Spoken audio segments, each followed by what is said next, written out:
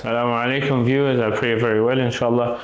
Welcome back to another episode of Align with the Divine. We are in episode number 29.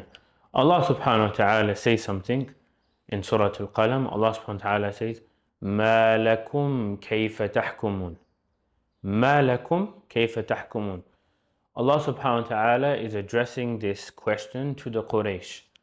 What is the matter with you? How do you decide outcomes? How do you judge? How do you form outcomes? Let's break this ayah down. Firstly, when Allah subhanahu wa ta'ala says, Malakum, He's saying, what is wrong with you? What's the matter here? It's astonishment. It's being surprised at something. And what is Allah subhanahu wa ta'ala being surprised at? Kayfa. Malakum kayfa. How? How are you judging? This ayah is so powerful.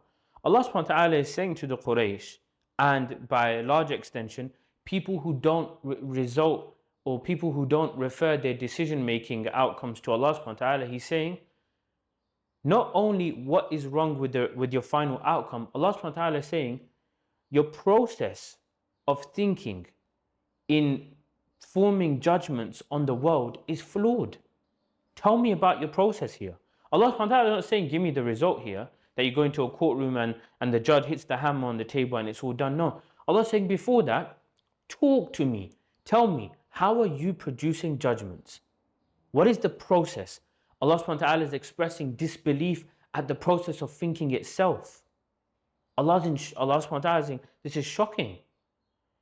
And I'm going to give you some real life examples from this. How, dear viewers, please just focus on what I'm trying to say here. How is it that world governments can decide and judge to exterminate 4 to 5 to 600,000 people in Gaza? How? Tell me how. What was the thinking there? What was the process of thinking? How is that justified? How is it justified? How is that allowed? Look at what's happening in the world now between Iran, Israel, America, and the Gulf states. How is that justified? When a missile struck a school and 148 or 149 schoolgirls were killed, how? What was the thinking? Meaning, your morality and you deciding good and bad, Allah subhanahu wa ta'ala is saying to these people, explain to me how you got from here and you went to the outcome. I'm not interested in the outcome. I'm interested in the how. How are you thinking? How are you making these decisions that are causing world level turmoil, that are causing loss of death, that is causing bloodshed? Allah subhanahu wa ta'ala is saying, Kayfa, how? Tell me about your process here.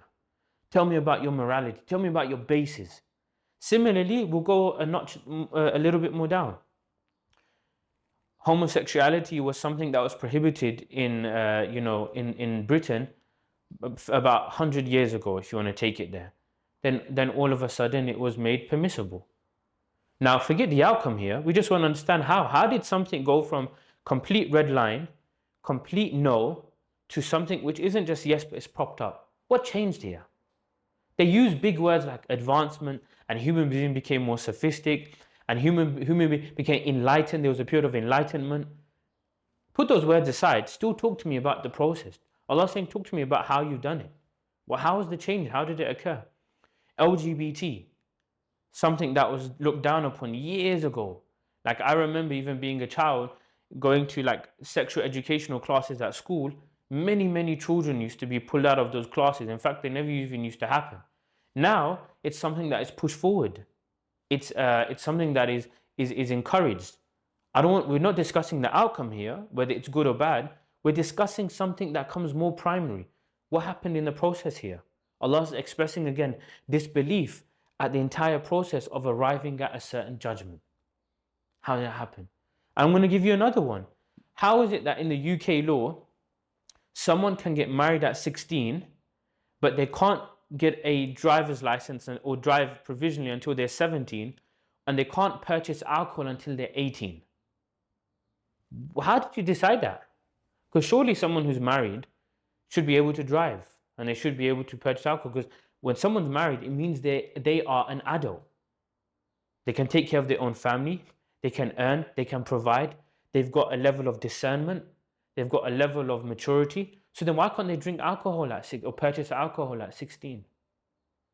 And another thing, when it comes to hiring cars, you can hire cars from companies at the age of 25. Why can't you do it at 16 or even 14? And these same people then, they don't even know their morality. They don't even know the process. It's all mumbo jumbo. It's all broken. It's completely finished. Then they want to come to you and say that, wal-iyadu billah, your prophet was a pedophile. Let's forget the outcome. Let's talk about how we arrived at this conclusion in the first place, because your process of thinking is broken, is flawed. Look at how it's applied in real life. There's nothing clear here. Nothing clear whatsoever. I'll give you another one, laws in the UK, that if, for example, someone was to speak badly about the royal family, they'll get prosecuted. But if a husband was to cheat on his wife, the level of persecution is much more lower. Is much more lower. So, I mean, how are we judging here? That's what Allah subhanahu wa ta'ala is trying to say. And I'll say to the dear viewers here, those who have submitted to the law of Allah subhanahu wa ta'ala, Muslims, that's what Muslims mean.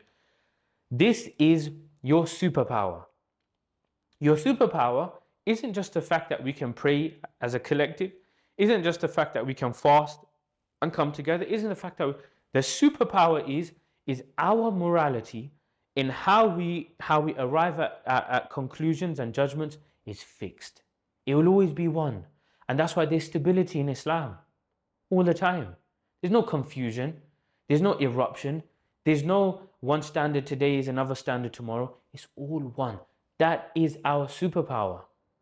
That is why people feel comfortable with us. That is why, as a governing law, people feel comfortable, because nothing would change. Yesterday's bad will not become tomorrow's good, and tomorrow's good wasn't yesterday's bad. So what I'd say to the viewers is when we're speaking to people, especially in modes of da'wah, prior to asking about, proof of God and Allah exists, before all of those arguments, because Allah doesn't even say this in the Quran, I'm proving I am a creator. Allah subhanahu wa ta'ala asks questions which shake the basis of people's thinking. So if you're speaking to someone, just politely ask them, how do you produce judgments in your life? How do you know what's right and wrong? How do you know that, what you're saying is actually correct, or what the world is doing is fine? Is the basis upon which they're making their judgment sound? If not, then surely something's missing. So that's what I'd say to the viewers, inshallah, that this is our superpower, that our morality is fixed and is connected to Allah subhanahu wa ta'ala. And Allah subhanahu wa ta'ala is the most wise, the most supreme, the most ultimate. So use your superpower. Use your superpower in yourself, and use your superpower in propagating it to the world. Jazakumullah khair. Assalamu alaikum wa rahmatullahi wa barakatuh.